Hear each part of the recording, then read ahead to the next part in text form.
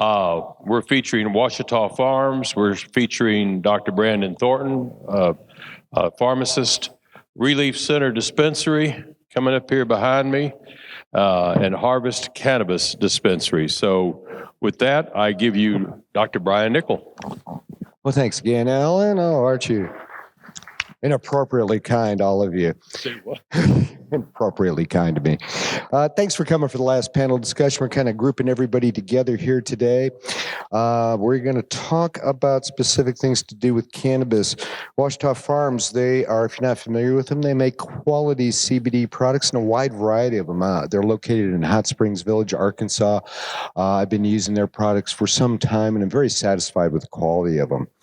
Now, as far as a question for you, my dear, from Ouachita, extraction of cannabinoids from cannabis, that is the first step in the production of whether you're looking at tinctures, edibles, or other ancillary cannabis products. I kind of want you to describe to patients, I don't think we've gone over it yet today, some of the common extraction methods used for this process. Sure. So there's two categories of extraction, and that's solventless extraction, which we'll get into here in a little bit, but also there's extraction with solvents, and that's really the most common one that you'll find when you're out looking at products. And this can include solvents such as alcohol, propane, ethanol, butane, CO2, and essentially what those forms of extraction methods, how it works is they take the plant biomass. All right, so this isn't bud. This is plant biomass, and they introduce the solvent to that plant biomass, and the cannabinoids are parsed off, and you'll be able to see the CBD and the Delta-9 and the CBG and the CBN, the cannabinoids that were in that plant biomass. Then that solvent is then purged from it, and they're able to safely collect the cannabinoids that remain. All right.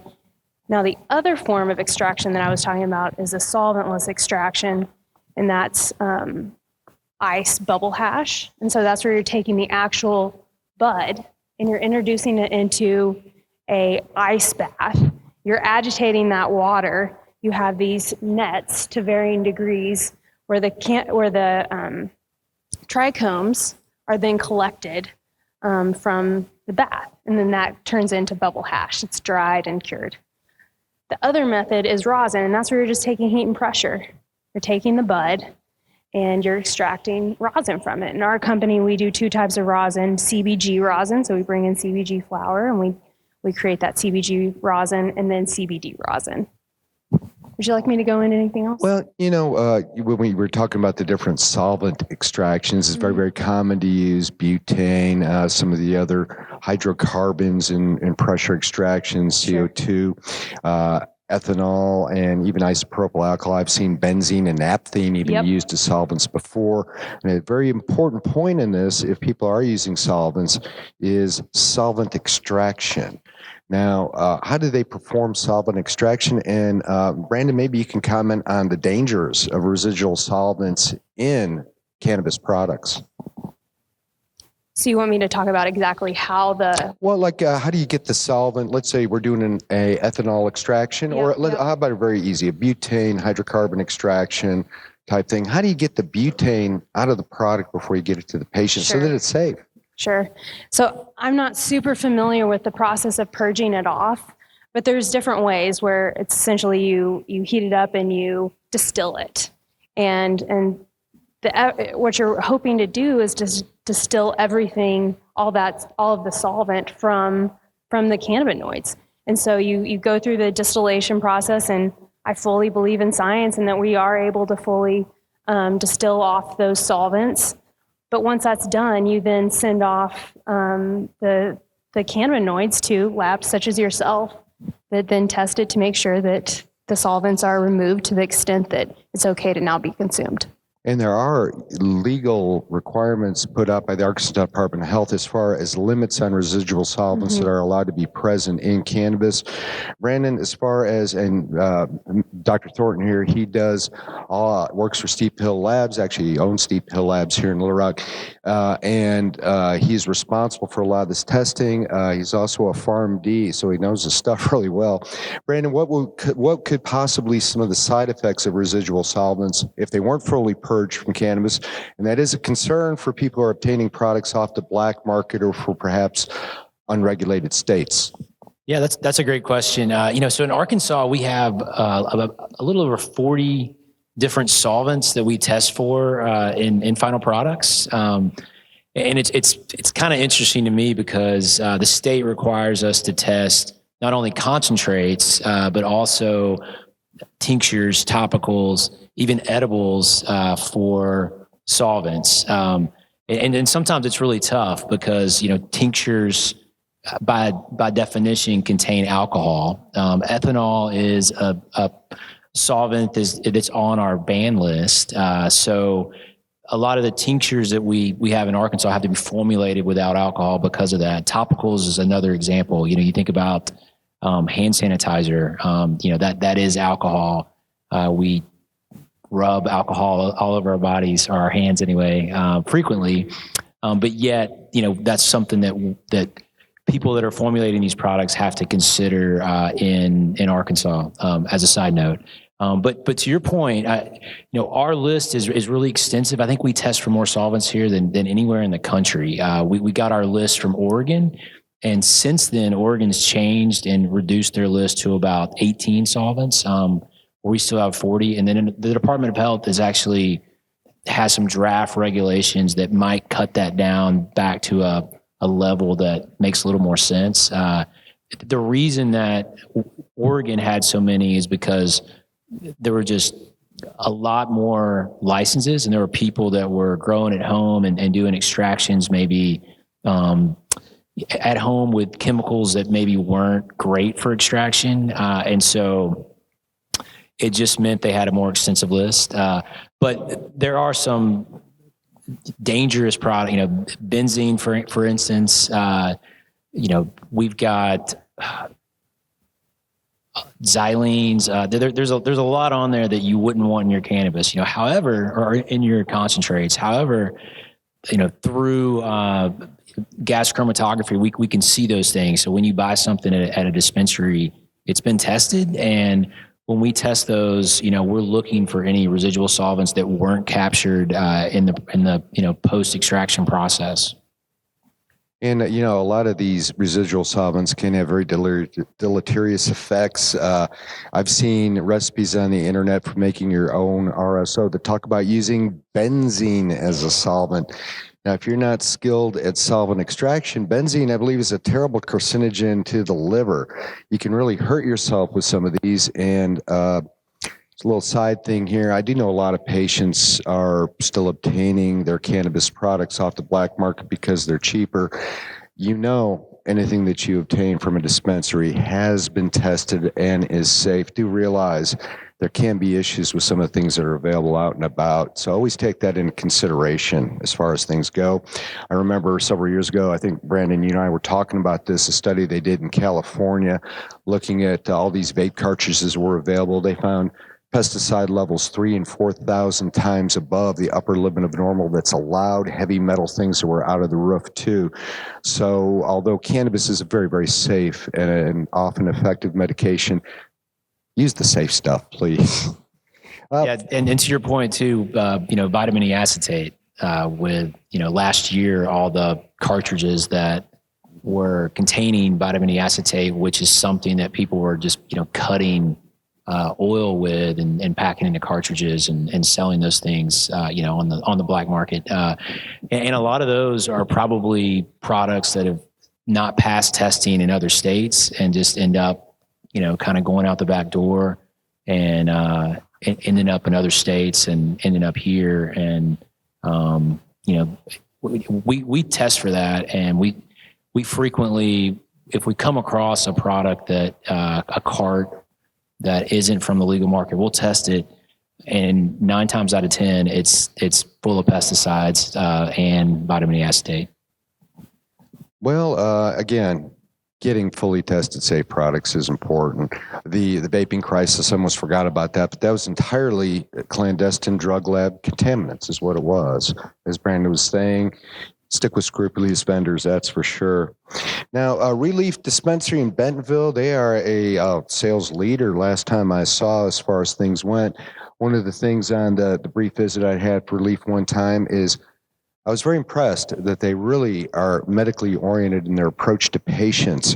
I talk all day long about the entourage effect. It's about the only thing in cannabis that I really think is critical to everything. And what I'd like to ask you guys is, how do you utilize the principles of the entourage effect and the advice that you give your patients?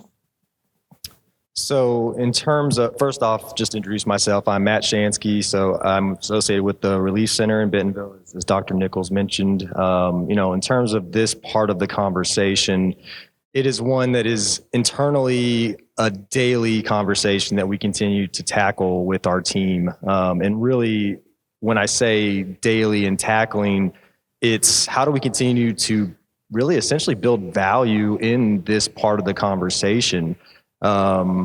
There is still a wide range of patients that come in and they associate quality or efficacy with a THC percentage. And if you've attended any other seminars or any other panels throughout this weekend, you've probably heard this topic coming up repetitively.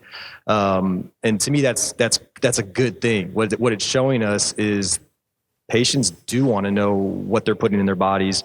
Patients do want to be educated. And, I think another common theme that we continue to come across over these presentations is just the need for education at every level. So to that point, that is something that we're extremely focused on within our, just from, onset, essentially, the qualifications we look for when we're hiring team members. But then once we hire them, what we're doing to equip them with the proper knowledge and the proper tools to have these conversations. A lot of patients are educated at this point. There's a ton of information, but again, if you've heard over and over, it's very difficult to find credible resources for that information. So we view ourselves as that resource, and we take that very seriously. We understand that there's a lot of anecdotal information out there, but very little research-driven information out there. And so what we're trying to do internally is essentially, as much as possible, garner that type of information from our patient base. We've got some tools at our disposal that we utilize, essentially a digital patient journal that we're able to have patients make purchases within our facility. They can log those products within their profile through a digital portal, essentially a digital electronic medical record portal, if you will. And then they can rate their efficacy. So we're trying to accumulate information such as that to drive recommendations when patients come in, and ultimately just trying to provide a more personalized experience for them. So to your question on how we highlight the entourage effect, that is going to be a topic of conversation as much as we possibly can do so every interaction we have. So, if anyone in the audience has ever been to our facility, hopefully you've been met with the first question beyond how you're doing today. What kind of relief are you looking for? And that's really the first step we want to take is what are you looking for today? Whether it be a feeling, whether it be an effect. And then from there, really trying to refine the conversation down to a degree that is right for that individual. I've always viewed this as what we need to know may not be the same as what our patient may need to know in the sense of the science behind all of this, and it can get very technical. A lot of people don't want to hear all that. They don't care about the science. They just want to know what's going to make me feel better, what's going to provide better relief for me, what's going to eliminate my symptoms. And so, within the entourage effect, circling back to your original question, we want to highlight really the differences between the cannabinoids as on their own, the differences with terpenes, the differences with all these compounds, highlighting the differences and then trying to bring it full circle into how do all of these compounds work together to create the desired effect that you're ultimately looking for. And that's definitely something, as I said, that is, as many times as we can have that opportunity, that is where we want to start the conversation every time. And I like the approach as far as individualization of effect for the patient, because everybody really does have different requirements as far as what they need for cannabinoids, terpenes, and what their particular conditions are. Really like the whole journaling thing, like your approach to all that. Good job, guys. Now, Harvest Cannabis in Conway. Oh, those guys are great. I don't know if you've been out there. I love your bud room too, circular stone room. That was really nice. Now, I know you guys are, when I was out there right before you opened, you looked like you were having an extensive grow facility set up. I know you've been growing since then. How's that going for you guys? Yeah, first off, my name is Justin Berger. I'm the cultivation manager for Harvest Cannabis Dispensary, obviously. Yeah, so the facility was adapted. It was an existing building, and I'm actually the second grower, and we've actually basically gone through and overhauled the process and taken it back to more or less, we're steering ourselves in an organic approach, which is kind of a unique thing for cannabis, because a lot of times it's not seen as something that can be profitable, usually even at the beginning. But as you know, more and more information, just as much as we're talking about health and wellness, it correlates throughout the entire system. And for our grow, that's one thing that kind of makes us kind of distinct and unique, is that we're about 4 months away from having 100% organic cultivation facility. So that sets us in a little bit different approach and different ideology a little bit. So that really provides, just options to our patients to, just as much as with our food or anything else we consume, it gives us just that much more ability to control what we put in our bodies. So. It does that really complicate things, going to an organic way of doing this? Do you have issues with keeping your yield up compared to the typical fertilizers? I would assume, it's a significant investment for Harvest to try to do this compared to what you could produce initially doing things the usual way. I guess your philosophy really guides that. But are you guys going to be able to get totally organically done? And what are the advantages you see to this?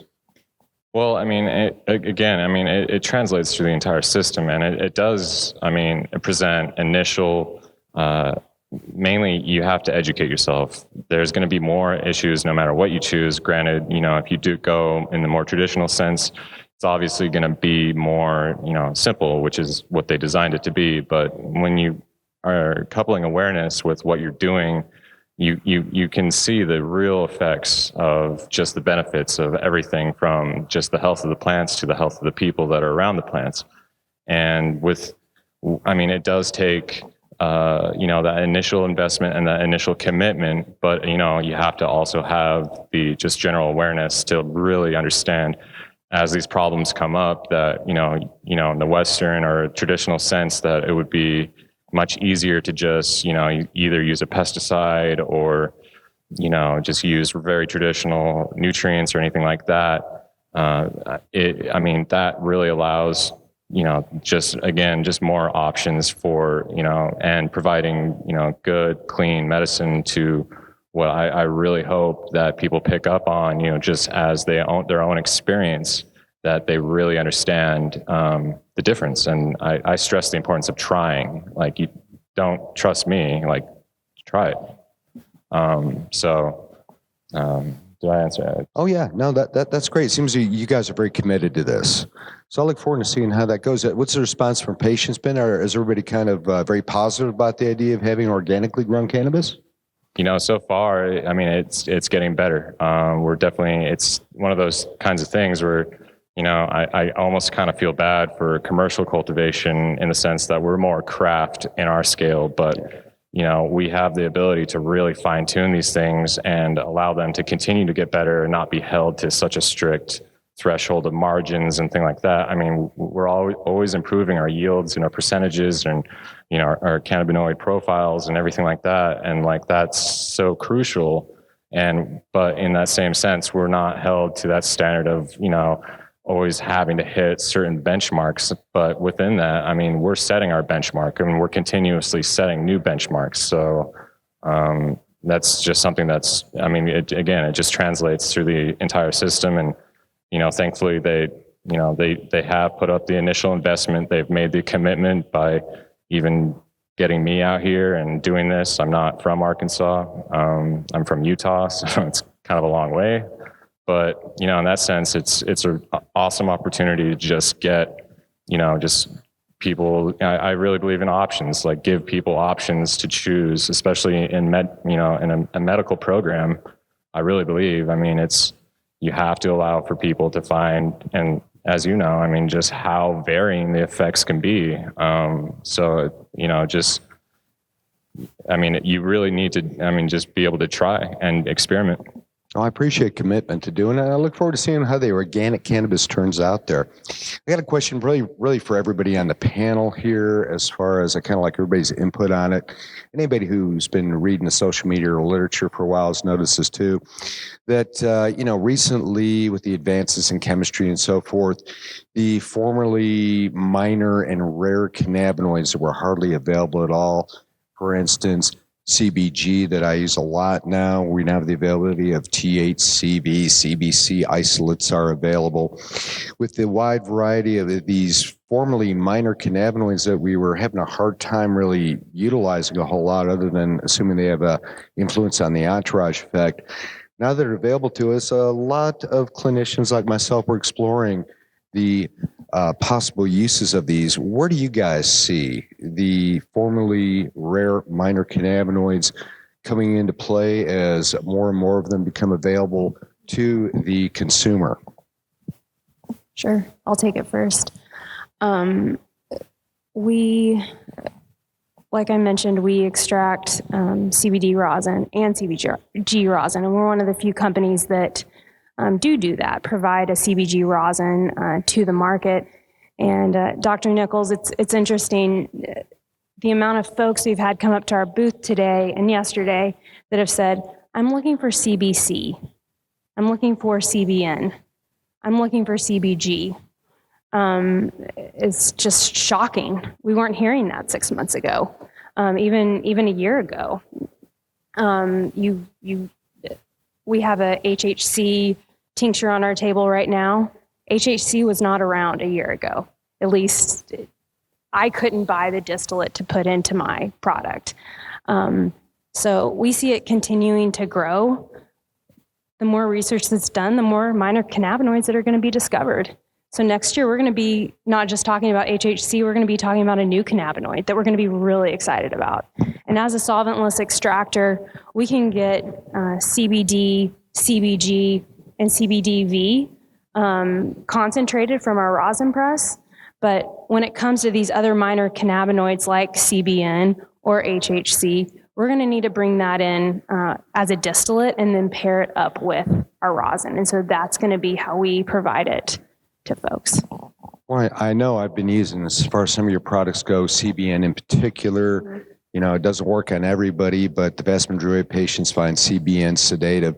Now, that was something that, we really weren't using a year or two ago, well, probably 2 or 3 years ago, I should say, for that particular effect. And as I've been using CBN in some of my patients, I have been exploiting some of the other benefits to it, as far as anti-seizure benefits to it. It does have some anti-cancer properties sometimes that you can leverage. So you do see, and, one of the things about having CBG rosins available, a very easy way to add CBG into your regimen, particularly if you're making your own edibles. And I was very glad to see you guys producing that, as well as CBC isolates. It's allowing me to explore with some of my patients the potential benefits of these minor cannabinoids. Brandon, what do you think, as far as, they call them minor cannabinoids, but I do believe they have major effects, a lot of which we don't understand yet. Do you see a future for these, sir?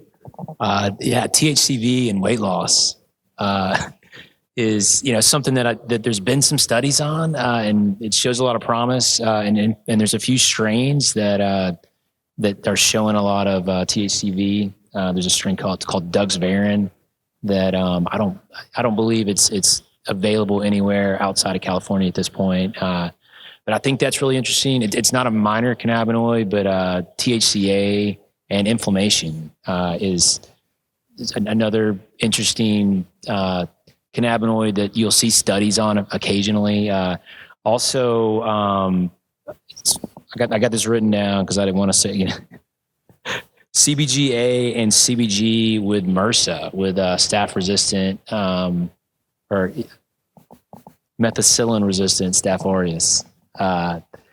just the antifungal properties as well of cannabinoids. And also, it's a third real topic that Dr. Thornton's not trying to step on here. We've all seen some of the recent literature out, or at least in the lay press, about CBDA and CBGA, the acidic portions of these cannabinoids, possibly being preventive against some viral infections. As Dr. Thornton mentioned, these have broad antiviral, antifungal, antibacterial properties. I don't know, Brandy, do you think in the future we may see these cannabinoids actually being exploited for their antiviral things when the environment's proper to explore these, I guess? I do. Yeah, absolutely. I mean, just the way that cannabinoids work, and you've got your endocannabinoid system in your periphery. It makes sense that they would elicit a response, even topically, and particularly ramping up your cells, natural immunity to produce your natural immune cells to fight things, and that's really the COVID studies that I read. That was the response. Was it would kind of ramp up your body's immune system to fight it, and also had some sort of interference with the spike proteins. So, you see a big importance for this. I'm glad to hear that too. And at ReLeaf, of course, are you guys exploring any of the use of these so-called minor cannabinoids? Are you playing around with some of the isolates? Do you have any products like this in your dispensary at this time? So currently, access to some of these products has been very limited. Again, the exciting part about this conversation is we're getting feedback from patients every single day as new research is released, albeit limited. When there is a new study that comes out, a new headline that hits the circulations, instantly we're having people come in and ask us about it. So the good news from our perspective is similar to Harvest. We've recently launched our cultivation operation as well. So we've been operational for about a year at this point, and it's just going to give us a lot more control. We work very closely with all the cultivators, and we're essentially the patient liaisons for them. So constantly giving them feedback with the current products they're releasing. Hey, here's what we're seeing, that they like, they don't like. Here's what they're asking for. Now that we're bringing in our own in-house cultivation operation, it's just going to give us a lot more freedom and flexibility to curate some of these products on a more individual level as well. So to your question, we're working with a processor in the state. Recently, just actually yesterday, released our first cartridge in-house. But the plan from our operations is going to definitely be to release more ancillary products, essentially to fill some of these gaps that could be a little more nuanced as it pertains to some of these, again, minor cannabinoid, if you want to call it that, other cannabinoids that don't necessarily get as much attention as, something like a THC or a CBD, which is typically what most of the conversation revolves around. So I think that's going to be a big step in the right direction, that we'll have, like I said, more autonomy within that process. And beyond that, just from my own personal perspective, I'm not a physician, I'm not a scientist. I come from a background in health and fitness, and so I'm very familiar with supplements. And I've viewed the evolution that I've seen through the cannabis industry very similar. So what I mean by that is I think the future, to get this to a point where it's a true medicinal product that can appeal to essentially the masses, is going to be, as I've already referenced, with the experience being more personalized. I think there's going to be at some point a world where we can go in and say, here's the condition I'm presenting with, or here's the symptoms that I'm dealing with. And then curating a profile that we can isolate whatever cannabinoids, terpenes, flavonoids, so on, compounds, to provide that type of product for them that's not a one-size-fits-all approach. So I think we're just scratching the surface at this point. We're sitting here having these conversations about new cannabinoids that we're finding out about. How long has this plant been around? I mean, centuries that this plant has been around, and we're just now getting to a point where we're learning some of these basic principles of what's in this plant. So that's exciting to me. That tells me that we've made strides, but there's also a huge potential that we don't even know at this point what it can be done. Granted, it's not a cure-all. It's not going to potentially fix and, cure every single condition or ailment out there.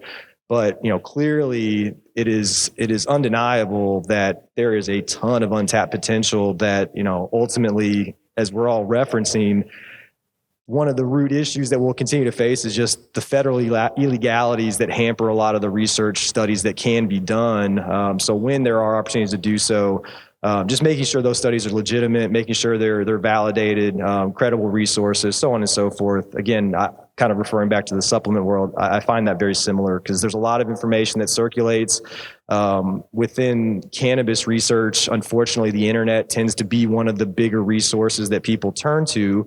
And from my experience, generally speaking, when it comes to asking a question to Google, if you will, whatever the question is, if you're Googling it, you'll probably find an answer that's yes at some point if you dig deep enough. And that can be problematic. We need standards. We need not just anecdotal evidence, but research-driven, science-based evidence that clearly states, here's what this product does, here's what this compound does, so on and so forth. And then, as I said, personalizing that profile, if you will, for the individual patient's needs. Well, it's interesting your perspective coming from a health and wellness kind of thing. Do you see, we talk always about cannabis as treating certain diseases and all this. What about, do you see the cannabinoids, we'll just use that, as possibly being a dietary supplement to for wellness, preventing disease things? Do you see that as possibly having a place from your perspective, bringing that health and wellness 100%. thing? I think, again, just in terms of opportunity and untapped potential, you will see that at some point in the very near future. And I'm not aware of all the different markets out there, all the different products. So in all reality, that may already be done somewhere. But yeah, taking a protein powder and infusing it with some CBD to help with recovery, or taking creatine or glutamine, some of these amino acids, and then putting some backbones with cannabinoids or terpenes. I absolutely think that will be something that not only will happen, but is, like I said, probably already happening in some markets as we speak. But absolutely think that is, with amongst other, whether as Brandon referenced, a dietary supplement, a weight loss, muscle building. Like, I think that pairing some of these compounds with other known macronutrients or micronutrients or amino acids or whatever it might be, I absolutely think that is something that is needed and we'll see very soon. Flavonoids is one thing that always comes to mind, something that we don't test for at all, but very interesting to see if it will be a supplement on a regular basis. In Conway, last time I was up there, I noticed that you guys actually had a separate little area for CBD products. I wish I saw that in a lot more dispensaries, but, again, kind of shows your guys' commitment to the whole idea that there's a lot more to cannabis than just weed. As far as, and I know you're primarily on the growth side of type things, do you see perhaps as far as development of strains in the future? I'll tell you, I first fell in love with cannabis from a medical perspective when my patients started using the balanced 1-to-1 strains that were available out west that were not on the black market at all. That's when I realized that cannabis is really a medication. I fully had hoped I'd have a dozen strains to pick from different spreads right now. Right now, I'm stuck with having my patients do flower mixing. If they can find CBD flower, I have them combine it with THC flower. Nothing wrong with that, but it would be much more optimal to have strains that were of a spread. Do you guys foresee possibly being able to or have any interest in? Do you think there's a market for strains that are more balanced, medically oriented strains? Yeah, I mean, due to the fact that it's a consumer-driven market, I mean, it's all about, just increasing the patient awareness and like the consumer awareness. So as people become more in tune and understanding exactly what they want, especially as, not everybody wants to feel, the cerebral THC effects. Like, a lot of people just want, a good, alleviation through their day or whatever it may be, that like it's driven by, just that pursuit. And as people, become more and more aware of what they're doing and what they want, then, that allows for, especially, for cultivators and for me and Harvest and anybody, just it allows us to then branch out, into these new varieties and these different varieties that produce, all these minor cannabinoids. So it's just a matter of just making sure that we have, a very educated base. And as much as, for us, our bud tenders are,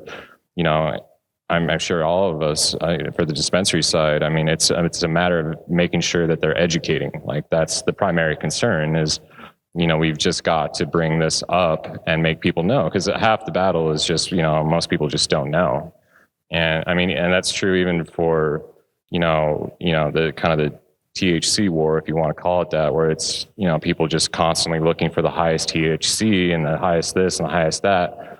And in cannabis, that's not the case. And unfortunately, that's kind of an older mentality that, as people become more aware and experiment, that, that those numbers can start to, change to those, one-to-ones and, minor cannabinoids, which are just so utterly important. But again, it's, just getting that core educated base and making sure that we're doing the real boots on the ground work. So really, once the patients start demanding the right flower, you guys will make it. That what I'm hearing here, you think? Or so everybody, you got to start looking for these balanced strains. Really, we really need to get some of those. I understand that's one of the issues with this, particularly the larger cultivators. They say, there's no market for this type of thing. But on the patients where I've gotten to actually try these particular balanced strains, a lot of times they do work much better, and they can be a lot more convenient than either doing flower mixing or trying to stack tinctures with inhaled flower type thing. Well, I'll look to see that. I certainly hope that at some point a nice organic 2-to-1 CBD to THC flower will be available sometime. I got some patients that could use that. I really do. Absolutely. And that's, the real benefit, to, in what I really think in terms of using micro and organic nutrient based, systems it really accents the minor cannabinoids and giving that plant allowing to not just be so driven towards one specific direction, that it can just much more be, in a broad concept. And I'm sure as people find out, it's, cannabis is biphasic in the sense that, like, if you use small amounts in a specific direction, it's actually more effective than using a lot more. So it's the core concept is just getting people to understand this and then to find out for themselves. That's the real benefit of cannabis is it's not going to hurt you. Try it. Can happen. Over at Ouachita Farms, you guys make a lot of different products, and I've been using a lot of your stuff for the years. In fact, I got their deodorant. No, did you know you can get a CBD deodorant? Yeah, you can. Ouachita Farms makes it. You guys are exploring a lot of different options. What can we expect to see from you in the future here? If you can tell me, I know you can't always talk. For sure. Since we began in 2019, we've always wanted to be at the forefront of exploring new cannabinoids. Just like Justin was saying, folks, you were saying the cerebral effects of cannabis, but folks don't always want to be high, right? I hear from a lot of customers, a lot of patients, and they're just saying, I have to go to work today, and I need to manage my pain, and I can't be high. Can you help me? And so I would say we're going to continue to bring to market effective products that help people live better. And that's going to be through ensuring that if there's new cannabinoids on the market, we're going to be putting those in tinctures and products and pairing them up with our rosin, because we believe our rosin is magic in a bottle. It's quality in, quality out. It's like you're saying, Justin, like growing this flower organically, we're not fully going to understand the effects of what that has on that person's body, but over time we will understand it. And what we know now is that there are benefits from it, right? And I think starting with a whole plant base where we're picking up a lot of the chemicals we don't even know are in that plant that are potential medical benefits. That's a really good place to start when you're adding in the minors on top of that. And it's a philosophy I share with you guys. For sure. There's something special about taking the plant as it exists and pressing it. The cannabinoids are occurring in our products as they occurred in that plant. And there's just something to it not being broken apart and then reconstituted with terpenes that weren't associated with that plant. I'm not saying that that's a terrible way to do it. I consume products like that. I love concentrates. I love them. But there's something special when it comes to the rosin of it just being incredibly effective. So we're going to keep doing that. We're going to do it with a wide variety of products to include a beverage one day soon. Well, as always, I look forward to see what comes next. Awesome. Dr. Thornton, I got a question just kind of for you. It's something I've been kind of wanting to talk to you about anyway, so if you guys will indulge me here. You know, over the last several years, we hear a lot of talk about, oh, we can't do research on cannabis. It's a Schedule I drug, you know, it's forbidden to be used. There have been several proposals to move cannabis from Schedule I on the controlled substances list to Schedule II or possibly Schedule III, and one to totally remove it from this drug schedule. You know, for most patients, most people, unless you're into prescribing drugs, you're way in the weeds. You have no idea exactly what they're talking about. Brandon, could you kind of explain what a Schedule I drug is and what a Schedule II drug is? All right. I'm going back to first year of pharmacy school here. So the FDA and the DEA have a scheduling system for all drugs, 1 through 5. 5 being something that has a very low addictive potential and has a medical use, where 1, all the way at the top, is something that is highly addictive and has no medical use. Right now, cannabis is a Schedule I medication. Cocaine is a Schedule II. There's a few others that fit in that category that are 2s that don't make a lot of sense. Methamphetamine is Schedule II. I can prescribe methamphetamine to patients. So, that's something that is outdated and people have been fighting for a long time, is to reschedule cannabis. That might mean Schedule II. That might mean all the way down to a 4 or 5, or, there's a big push to just deschedule altogether, just get rid of it. But what it would mean to just going from a Schedule I to a Schedule II is it would open up studies. Right now, there's only one way for anyone to do a study on cannabis, and it's through NIDA, which is the National Institute of Drug Abuse. And all the cannabis that is used is produced at the University of Mississippi, and it's terrible. It's not representative of what is available in dispensaries. It's not representative of what people actually use. It's around 8-9% THC, hardly has any terpenes in it.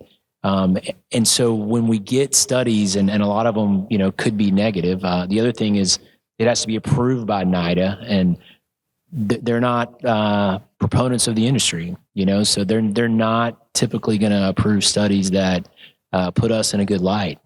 No, they're usually looking for toxicity and dangers of the drug is what they're usually looking for.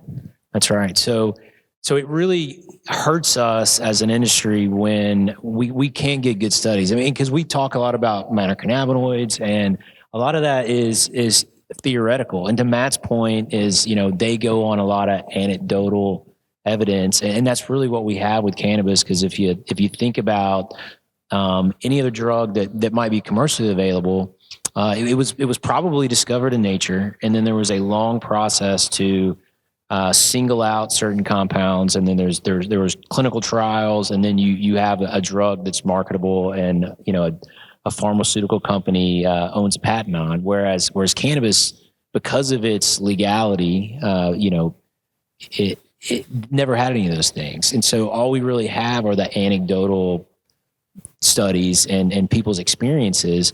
There's a few foreign studies, but most of the pharmaceutical companies that would do those kind of things and the FDA are here, So the big thing for me, for patients, is that we would just know more about it, and it would be less wondering, hey, what can THCV do for weight loss? But we would have hard science, we'd have hard evidence.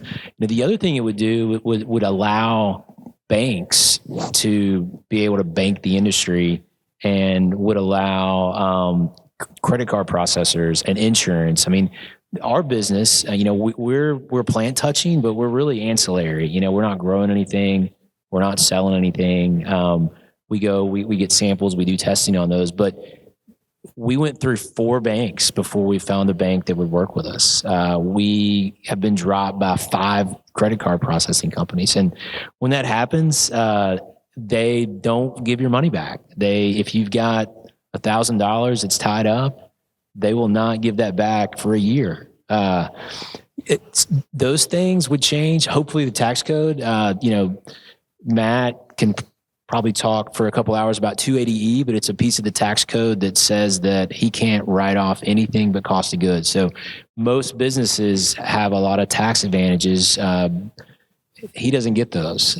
Dispensaries don't get those. Cultivators don't get those. So just a lot of the things that would make our industry like a lot of other industries in terms of just running a business and taxes would go away.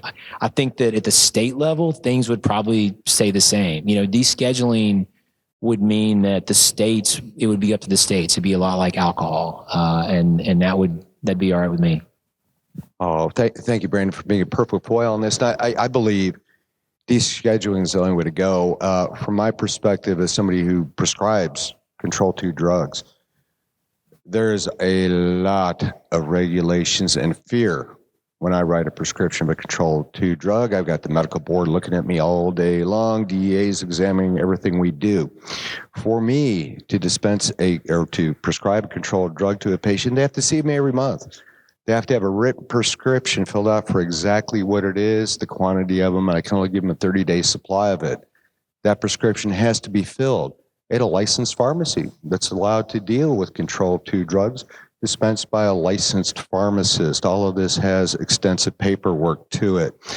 That a conversion, from my point of view, a patient perspective, that would severely restrict patient access to cannabis as a medication. It will drive the cost up astronomically for it, to where you're only allowed to get cannabis from pharmacies.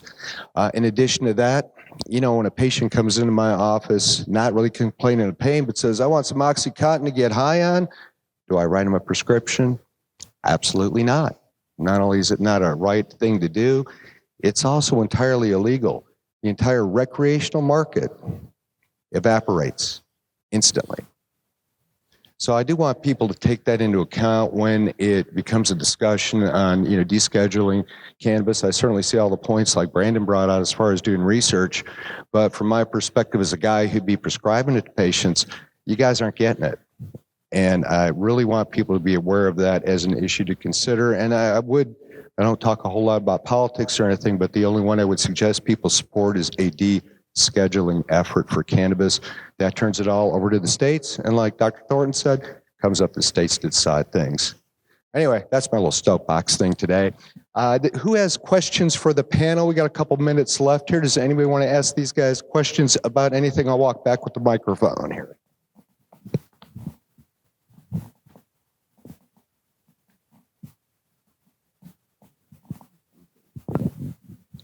Quick statement and then a question. I'm a war veteran, a Navy, and I go to the VA hospital. It's several different things now that they've given me through treatments and medications has caused injuries, medical. Arkansas is a big pharma state. If we love our citizens, we should just legalize it and make it right. Do you have any client programs or patient programs where you're restructuring their neurotransmitters that have been damaged by medications or even treatments? Or I've never done any street drugs. Cannabis is not a gateway drug, but have pharmaceutical drug injuries now. So with bone, muscle, nerve, and even brain issues, it's been a real struggle for the last 22 years or so, trying to find that balance. So looking forward to those type of programs, like you said. If I have PTSD or fibromyalgia, that I'm able to find out exactly what I need, because otherwise the patients struggle and fight and wear themselves out and go in and out of the hospitals. Now they have no resolution. They have no fix unless it's a injection or a pill or a surgery. So they're very, very invasive like that. We have a human right to healthy, safe medicine, which is cannabis. Because when I had COVID, it was something that saved my life. When I had pneumonia, it was something that saved my life. or I would have drowned in my own mucus, or I would have been able to, because it attacks the brain and the muscle and the bloodstream and the lungs. Okay, so those programs are vital. Do you have anything that's set up now for patients where I can go in and tell you, here are all my issues, and here are the dosages that I can be able to sustain consistent lifestyle change? Well, I think that you're coming down to the individualization of therapy for you as a unique individual. You got unique problems other people don't have. A lot of what you're talking about, to the best of my knowledge, has not been studied using the cannabinoids. That doesn't mean they can't be effective for it. You're the kind of patient who would probably do well with starting off some suggestions, doing journaling as they do at ReLeaf in Bentonville, where they keep track of things so that you can figure out what's best for you. But unfortunately, I don't think there's much research being directly done on that because of the scheduling problems. She's ready when anybody wants to do a little bit of research on this kind of stuff. But remember, really, by being very methodical in your own approach to using cannabis and keeping very careful records, you will. It takes a while. Everybody wants it, this is going to work for you. We don't have that, but you can be able to figure out for yourself what works over a period of time.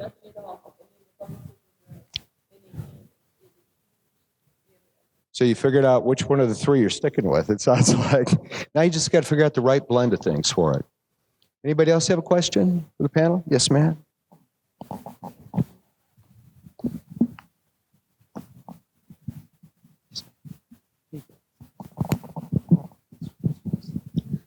What can we as citizens do to kind of, or I guess my main question is, what's the pathway? What are some pathways to descheduling? I've heard tell that it can be done by an executive order.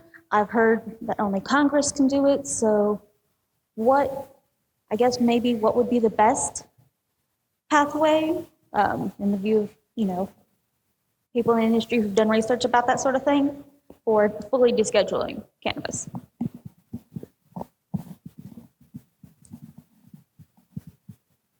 Yeah, that's a great question. There are multiple efforts nationally. Normal, who's downstairs, they've got a big effort. They've got lobbyists. There's also another organization. Schaefer is the person in charge. I forgot the name. Marijuana Policy Project and Americans for Safe Access, ACIA, which is actually named after Asa Hutchinson because he used to be the head of the DEA. But every year this comes up, and there's always a bill, and it never works. Your executive order would work, but to get involved, you can always write your congressman. You can always donate, but probably the biggest thing is vote. Figure out what people's position is and vote.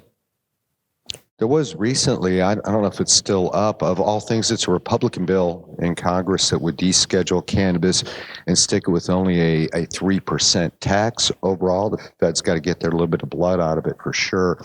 This, in my opinion, would be probably the optimal thing. They include, a lot of people talk about social equity being included in all this. Makes that much more difficult to pass. I like the idea that they're really going to step out of the way and let the states do it. I have no idea where that's going in legislation, but I did see that recently, whereas a lot of the other proposals tie a lot of other things in, and I think that those politically would be more difficult to pass. But again, my own thing is, I think descheduling is the way to go. Right now, as a Schedule I drug, the DA really, surprisingly, has very little control over it in the United States because the states, the people, have refused to acknowledge that as being a fact. You move it to Schedule II, different story. They got complete control on that point. So that's my whole thing on that. And I've seen it come up a couple times in the news, and I really think people need to be aware of the differences in it. Because, at first, too, I was thinking, that's fine, move it to Schedule II so we can do some research. And then I really started thinking about it when I'm at work writing scripts. I'm like, wait a minute here. I don't think this is going to work. Any other questions for the panel, guys? Thank you, everybody, for coming today. I think that I thank the sponsors for it, Arkansas Times. Thank you for having all of us here.